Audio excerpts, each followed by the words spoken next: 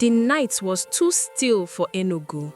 No sounds of barking dogs, no passing keke, not even the faraway echo of music that usually drifted in from a nearby bar. Just silence and the faint hum of crickets. Amaka stood behind the curtain in her boyfriend's kitchen, frozen. Through the window, she could see Chike walking toward the backyard with a black nylon bag in his hand. The moonlight was bright enough to outline his shape. The calm, steady gait, the careful way he moved, as if he didn't want to wake the house. That same nylon bag looked familiar. Too familiar. She'd seen it earlier that evening. She'd used it to wrap her pad before leaving it by the bathroom door, the way she always did whenever she stayed at his place. But now, at 12:47 a.m., Chike was carrying it toward the garden he never allowed her to touch. Her heart began to pound in her chest. She waited until he disappeared behind the mango tree before stepping out quietly, barefoot. The grass was cold and damp against her feet. Behind the mango tree, Chike knelt on the ground. He untied the nylon gently, brought out something wrapped inside tissue, and placed it on the soil. Then, in a low voice, he began to speak words she couldn't fully understand. Igbo words, old ones, thick with rhythm. The tone was neither prayer nor song. It was something else, something darker. Amaka gasped before she could stop herself. Chike turned his head slowly. His eyes caught the moonlight, and for a brief moment, they looked strange, like the pupils weren't round anymore. Amaka, he said softly, his voice calm but empty. Why are you awake? I just wanted to drink water. He stood, still holding the tissue. You shouldn't be here. Go inside. Her throat felt dry. Without another word, she turned and ran back into the house. That night, she couldn't sleep. Every time she closed her eyes, she saw his shadow bent over the soil, whispering to the earth. When Amaka first met Chike, he was the kind of mothers prayed for their daughters to find. Calm, clean, and God-fearing. He didn't raise his voice, didn't flirt with other women, and never forgot to pray before eating. They met at a birthday party in Independence Layout. He wasn't even invited. He just came to drop off a friend. But the moment their eyes met, something clicked.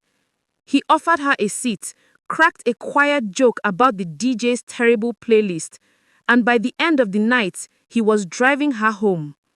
From that evening, he never really left her life. Calls every morning, lunch deliveries to her office, visits to her parents within 2 months. He made her feel chosen, safe, almost worshipped. Then came the strange habits.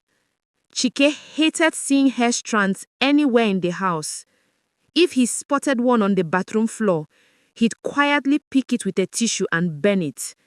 He said it was about neatness, but he was too precise about it, too deliberate. And then came the matter of the pads. The first time Amaka had her period at his place, she tried to throw it away herself. He stopped her gently and said, "No, baby, I'll do it. Don't touch dirty things." He said it so tenderly that she didn't argue. From then on, he handled it every month. Even reminded her sometimes, smiling, "Don't worry, I'll trash it." It became routine, a caring act, until the night she saw him in the garden. The next morning, Chike acted normal. He prepared yam and egg sauce, teased her for her bed hair, kissed her forehead before leaving for work. Not even a flicker of guilt. But Amaka couldn't shake off the image of that glowing thing in his hands. A few days later, while cleaning, she noticed a small wooden box under his bed.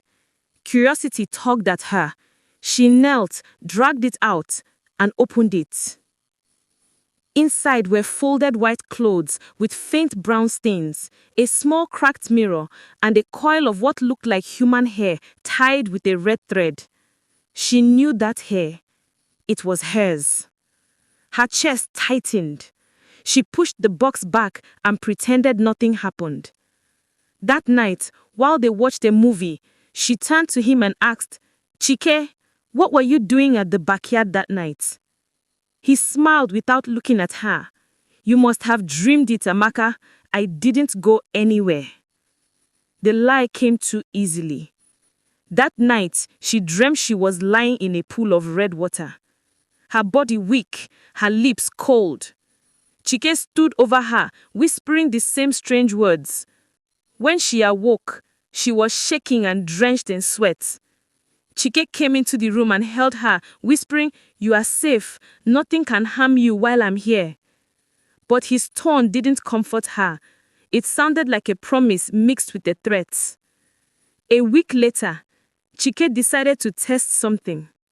She pretended to be going to the market, but instead she hid near the compound fence. Minutes later, Chike came out with the same black nylon bag. She followed him quietly, crouching behind the hibiscus shrubs. He stopped under the mango tree again, dug a shallow hole, placed the nylon inside and sprinkled palm oil into it. Then he placed a small white stone on top and whispered something under his breath. When he went back inside, Amaka hurried to the spot. The ground was still soft. She dug with her fingers, her heart racing. Inside the hole were several wrapped pads, some old, some fresh, arranged in layers, separated by small white stones. And on one of those stones, written faintly in charcoal, was her name.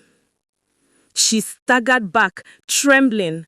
The world around her seemed to blur. That was the moment she ran.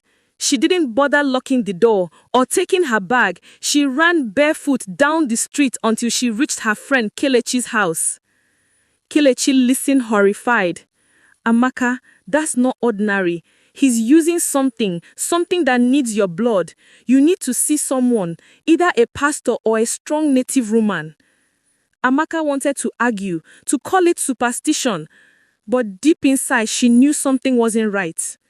Because lately she'd been feeling weak, her skin pale. Sometimes she'd wake up with scratches on her thighs or a strange pressure on her chest as if someone had been sitting there. And no matter how far she ran, she could still hear Chike's voice echoing in her head, soft, calm, unhurried. "You are safe with me." By the time dawn touched the roofs of Enugu, Amaka's body felt like it had been emptied of all strength. She hadn't slept. Kelechi sat beside her on the edge of the bed, both women staring into the pale morning light seeping through the curtains. Amaka's eyes were swollen from crying. "Kelechi," she whispered, "what kind of man buries a woman's blood like that?" Kelechi didn't answer immediately. She just rubbed her friend's shoulder, then sighed. "There's a woman I know in Abakba. They say she sees things. If anyone can tell you what this is her." Amaka hesitated. She wasn't the kind to visit spiritual people. She grew up in a Christian home, church every Sunday, daily prayers, and warnings about false prophets. But at that point, fear had loosened her beliefs. She needed answers. They arrived that afternoon. The house looked like it had been standing since the war. Mud walls, cracked windows, and a scent of herbs floating in the air. An old man sat on a wooden chair outside, chewing bitakula. Her eyes were sharp, despite the wrinkles around them. "Good afternoon, Mama," Kelechi greeted. The woman looked up slowly. "Afternoon, my daughters. Which of you is the one that blood follows?" Amaka froze. Kelechi stammered, "How did you?" The woman waved her hand. "Sit down. You brought her spirit here before your feet even touched my compound." They sat. She spat the kola nut aside, then leaned forward. "He's been using your blood for strength, my daughter. The kind that hides under charm and prayer." Amaka swallowed. "My blood? For strength?" The woman nodded slowly. "Every month, when you bleed. The power that guards a woman's life flows with it. The man takes it and buries it with your name. That way, he pulls your destiny into his. You fall weak, he rises strong. The words rolled over Amaka like thunder. She thought of how Chike had grown in the past few months, his business booming, his sudden confidence, the way people respected him wherever he went. Her voice trembled. He said he loved me. The old woman gave a dry laugh. Love? My dear, there are men who love the light in a woman so much, they'd rather steal it than lose it. Silence filled the air for a moment. A lizard darted across the wall. Somewhere outside, a rooster crowed. Then the woman stood. Go to his house tonight. Bring me one thing, his mirror, the small one he keeps hidden. Do not look into it, no matter what you see. That night, the road back to Chike's compound looked longer than usual. Amaka's legs shook, but she moved quickly, her heart pounding in her chest. The gate was unlocked. He was inside. She could hear the TV from the living room. When she entered, he looked up and smiled like everything was normal. Amaka, you didn't tell me you were coming. Her voice was flat. I forgot my ring. He nodded and turned back to the screen. She slipped quietly into the bedroom. The air smelled faintly of sandalwood and something else, iron maybe. The small wooden box was still under the bed. She ignored it. Her eyes scanned the room until she saw a small mirror leaning behind the wardrobe. It wasn't an ordinary mirror. Its frame was dark, carved with strange marks she couldn't read. She wrapped it in her scarf, careful not to look, and left as quietly as she came. But as she reached the door, Chike's voice stopped her. Where are you going with that? Her heart froze. She turned slowly. He was standing there, expressionless, but his eyes, they weren't human anymore. Amaka, he said softly, you shouldn't touch my things. Her voice trembled. You've been using me, Chike. You buried my blood. He sighed as though disappointed. I didn't want you to find out this way. Everything I did was for us. I needed strength to build a future, to protect what is mine. She took a step back. That's not love. He smiled faintly. It's more than love. It's ownership. Then as she turned to run, the mirror in her scarf began to hum, a low vibrating sound that made her hands shake. Without thinking, she dropped it. The mirror cracked, and a gust of cold air burst through the room. Chike screamed, a deep, guttural sound that didn't sound like him. His body stiffened, and he fell, motionless. The lights flickered. Amaka backed towards the door, terrified. The mirror lay shattered on the floor, but through the cracks, a face was still visible, his face, blinking, trapped, and staring back at her. She didn't wait another second. She ran. By morning, she returned to the old woman's house, trembling and covered in dust. The woman was waiting outside, as if she'd known she'd come. You broke it, the woman said calmly. Amaka nodded weakly. He's gone. He screamed and fell. The old woman sighed. Then you freed yourself, but the bond will try to return.